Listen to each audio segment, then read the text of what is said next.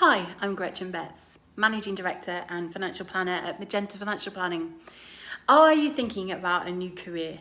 Well, in this video, I'm going to cover off 5 things you need to think about before you do that. People think, of course, about career changes for all sorts of reasons. Your career goals and values might have changed. You might have discovered a new interest that you'd like to incorporate into your job. You might wish to make more money, or you might want more flexible hours, or maybe you've just lost all passion for the job that you're in. There are some pretty clear benefits for career change if you're really not feeling it anymore, because many people report that career changes have made them feel happier, more satisfied, and less stressed.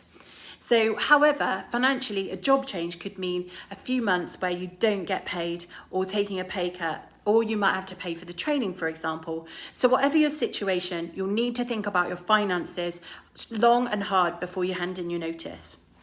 Here's my 5 things to consider before you take the leap. So number 1 is check your savings and save. If you don't have savings already, put away as much as you can before leaving your job. You can't do this without some kind of sound financial backing for yourself. If you do have savings, well, consider, are they enough? Make sure you can make this change without going into debt. You'll have to think about how much money you'd like to have banked before you make the change.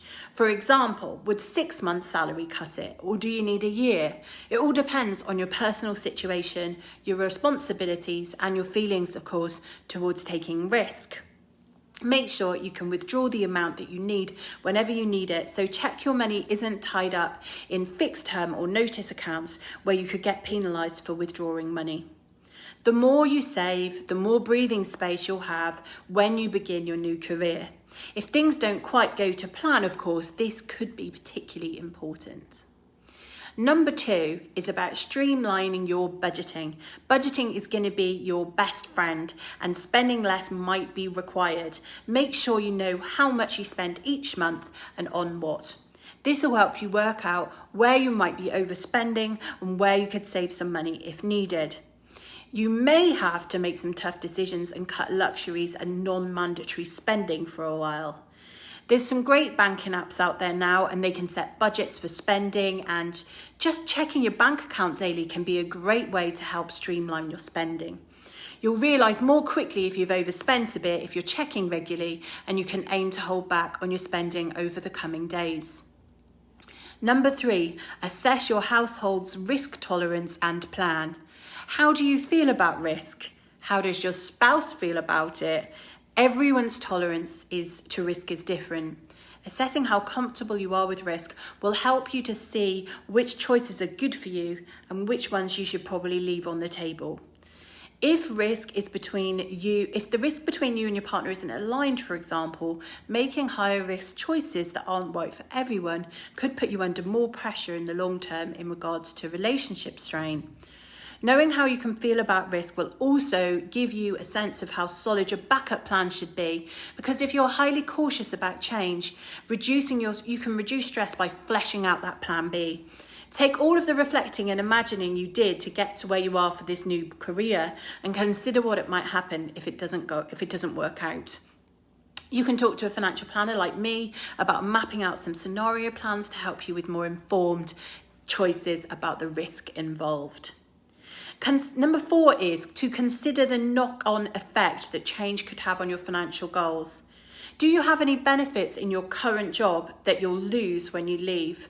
Medical cover, life insurance, healthcare plans of any kind, maybe a car. If you're earning less, you'll probably need to reduce your contribution, of course, to retirement savings too.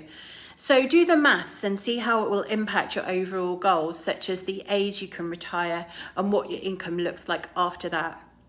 Listen, raising these issues isn't meant to discourage anyone from switching career. In fact, it's just the opposite, because good planning increases the odds for achieving the outcomes that you want. And number 5, consider the option of moonlighting in the new career or keeping one foot in your previous career, at least for a while. When considering a career change, if possible, it would be better to make the change gradually. Take new classes and gain qualifications while still employed. Take some time off to shadow others currently employed in the profession you're considering, for example.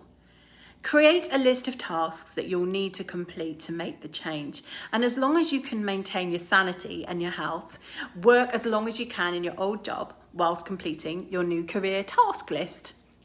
So there's my top 5 things to consider. If you've enjoyed this video, please give it a like, a comment or a share within your network. I'd really appreciate it.